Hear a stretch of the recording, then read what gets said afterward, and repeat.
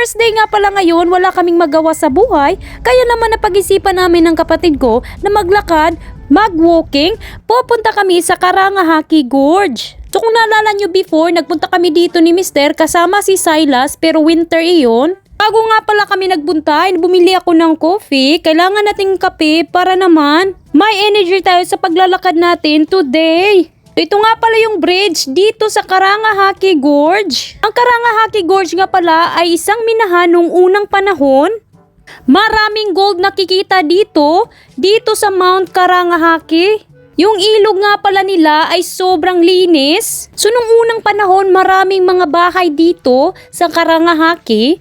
Dito tumitira yung mga nagmimina.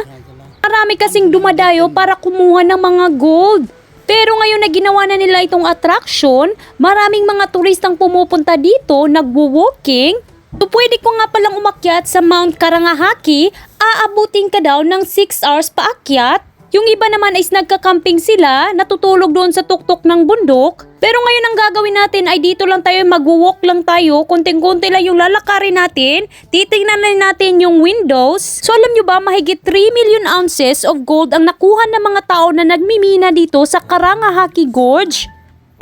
So we are here in the mountain. Looking something to look. Sobrang dami talaga. Pagkatapos noon is nag-deplete na yung resources, kaya naman nag-stop na sila sa pagmimina. So meron nga palang stairway to heaven at napakataas talagang akyatin. Meron nga pala silang railway dito. Ito yung ginagamit nila sa pagta-transport ng mga gold. After naming maglakad-lakad ay nakaabot na rin kami dito sa lookout. Makikita mo talagang overlooking. Puro na railway yung makikita mo dito. Ito nga pala yung ginamit nila sa pagtra-transport ng mga gold. Napakalaki talaga. Meron nga pala kaming kasabay ng mga tourist while naglalakad kami. Dinadayo kasi dito lalo na pag weekend, libre lang kasi walang entrance fee, walang environmental fee o ano-ano pang mga fee. Ito na makikita na natin yung mga kabundukan. At ngayon ay papasok na tayo sa tunnel. Napakadilim talaga pagpasok namin. Claustrophobia pa naman ako. Kailangan mo talagang magdala ng torch kapag papasok ka dito. Ganito naman ang itsura paglabas mo sa tunnel. So ito na, naglakad-lakad ulit kami at kasabay ko na yung mga turista. Makikita mo ang kabilang mountain at napakaganda talaga.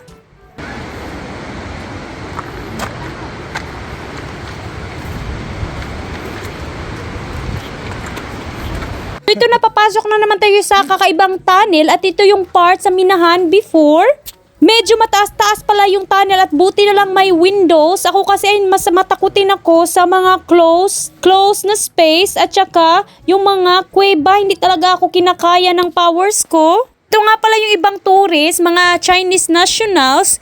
Nagtutour sila sa Karangahaki Gorge. Napansin ko meron silang tourist guide. Palagi kong nadadaanin tong lugar na ito pero hindi pa talaga ako nakapag-walking before. Hindi ko akalain ganito pala kaganda dito sa Karangahaki Gorge. Say in heaven, love comes first.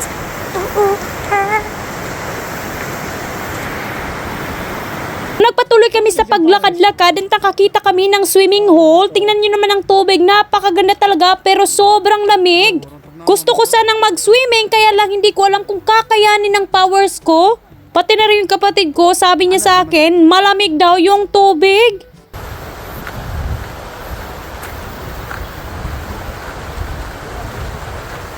Naisip ko, gusto ko sanang dalhin dito yung mga anak ko, kaya lang hindi pala ina-advise na dalhin yung mga bata dito kasi marami kasing pangpang at baka mahulog sila, lalo na't maliliit pa. Nakaabot nga pala kami dito sa kabilang banda at napakaganda, napakalinis ng tubig.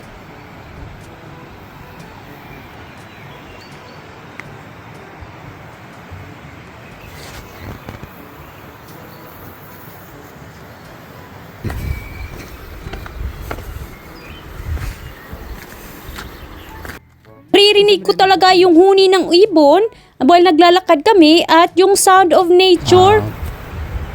Uy! Umabot nga pala kami dito sa The Crown Mine. Ito nga pala isang kuweba na pinagmiminahan nila before. At ayan, tingnan nyo naman, nagka-landslide na at hindi na pwedeng makapasok. Pagkatapos nga pala ng isang oras na paglalakad, ay napag-isipan na namin na umuwi na mga kapatid. Tapos na yung walking day namin at napagod na kami. We are pabalik now, going to the mountain river of Karangahaki Gorge.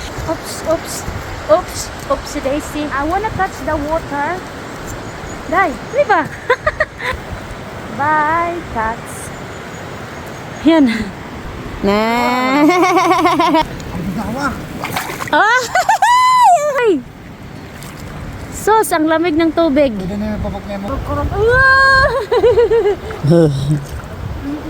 Lampos. Tinuhan sa natin ang tubig.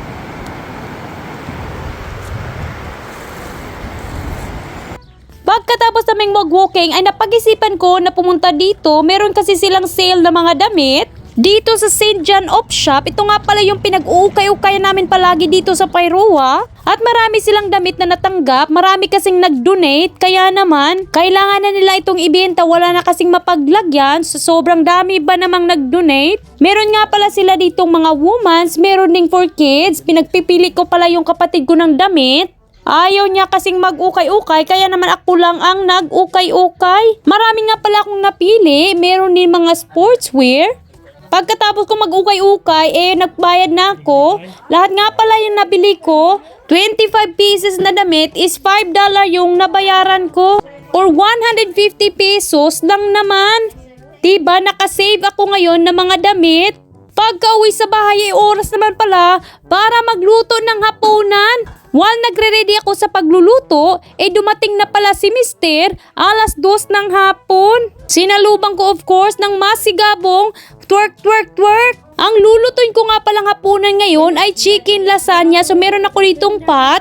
Maglalagay lang ako ng 4 cups of milk.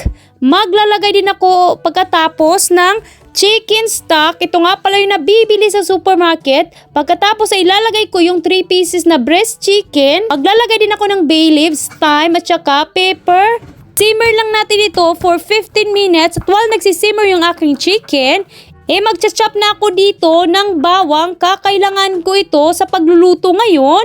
Meron din ako ditong mushroom. Ito nga pala yung mushroom na paborito ni Mister. Pagkatapos ay mag-grate ako ng cheese. Kakailangan din natin ito sa ating chicken lasagna. At dahil nga magandang araw ngayon, sa labas tayo magluluto. Namiss ko kasing magluto dito sa labas. Meron nga pala tayo ditong butter. Melt lang natin ito. Pagkatapos ay lalagay na natin yung ating mushroom at saka bawang. Uukay-ukay lang natin ito at pagkatapos ay isisison lang natin ito ng salt at pepper. Pagkatapos natin itong magisa yung ating mushroom ay ilalagay natin ito sa separate bowl. Ngayon naman i-check ko yung ating manok at lutong-luto na siya. Ilalagay ko lang ito sa kabilang plate or dish. So isi-shred na ni Mister ito para naman makatulong si Mister sa ating pagluluto ngayon. At while nag-shred si Mister ng chicken is magluluto na ako dito ng white sauce. Melt ko lang yung butter, same pan. Pagkatapos maglalagay tayo ng bawang, gisa lang natin ito. Mag-a-add din tayo ng harina, pampalapot ng ating sauce. Pagkatapos ay ilalagay natin yung sabaw na binoil natin sa chicken kanina. Ito yung combination ng milk at saka chicken stock. Tinulungan na pala ako ni Mister kasi medyo mahirap palang gumawa ng white sauce. Gradually lang yung pag-add ng liquid at kailangan din natin ng whisk para naman ma-perfect natin yung paggawa natin ng white sauce. So si Mister talaga, gustong-gusto niya talagang gumawa ng white sauce. Paborito niyang gawin yan kaya nag-overtake na siya. Ngayon naman ay mag-add tayo ng ating cheese. Yung ginamit ko nga pala ay cheddar cheese. Depende na yan kung anong cheese na gagamitin nyo. At ayan na yung ating white sauce. Ngayon naman ay transfer natin ito. Sobrang liit nga pala yung pan natin hindi kakayanin. Ilalagay natin yung mushroom. Ilalagay din natin yung chicken na shredded kanina ni Mister. Ito nga pala yung ating chicken meat sauce na ilalagay mamaya sa lasagna. Ngayon naman ay re-ready na natin yung ating lasagna sheet. Ilalagay natin ito sa ating baking dish. Ile-layer na natin yung ating chicken na niluto kanina, of course. Unang ilalagay is yung lasagna sheet, pagkatapos yung chicken meat sauce. Make sure lang natin na spread yung chicken meat sauce sa ating lasagna sheet. Ito naman yung leftover kanina sa white sauce, ilalagay natin as topping. Pagkatapos ay maglalagay tayo ng mozzarella cheese. Itong magbibigay sa ating chicken lasagna ng cheesy na flavor. Tignan yung gumagawa ng lasagna ay sobrang cheesy din. Pagkatapos maglagay ng mozzarella cheese, ay ready na i-bake ang ating chicken lasagna at ilalagay natin ito sa oven for 20 minutes. Pagkatapos ng 20 minutes ay ayan na, lutong-luto na ang ating chicken lasagna. Ready na i-serve sa ating mga guest of honor. Why you upset, girls? Good boy. Look at Silas, what happened? I want some cucumber and tomato. I eat cucumber and tomato. Want some tomato? Now why is Can it? you tell it so? Why is it green bit? Ano green bit? It's that one is a mushroom. Ano mo, Jade? Yeah. Handa lasagna? Very nice. Mama, can I tell Try mommy's lasagna, guys. Wow, yum. Let's eat dinner. Our dinner for tonight is chicken lasagna with tomato, Cabbage. with tomato, and of course we have to be healthy and green. We have tomato here and cucumber. You tell them about my lasagna then. Lasagna is delicious. Yeah. My wife cooked it. Say to them. My wife cooked yummy lasagna. Yes. Maybe she should Yummy open side? a lasagna shop. Yes, lasagna. Chicken shop. I'm go young school to the TV booth. Delicious, very yummy. This is very different with the other one.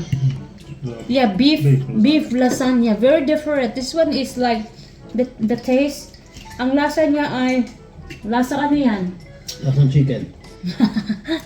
So guys, thank you for watching this video. I hope nag-enjoy kayo at sa susunod naman na vlog. Bye!